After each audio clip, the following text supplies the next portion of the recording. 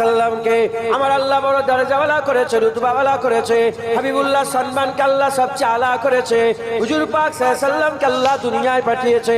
হুজুর পাক সাল্লাল্লাহু আলাইহি সাল্লাম যেদিন এসেছে, এই নবীর উম্মত উম্মতিরা অন্য কেউ নয়, অন্য কেউ নয়, আকা মাওলা রাসূলুল্লাহ সাল্লাল্লাহু আলাইহি সাল্লাম নিজে বলছেন।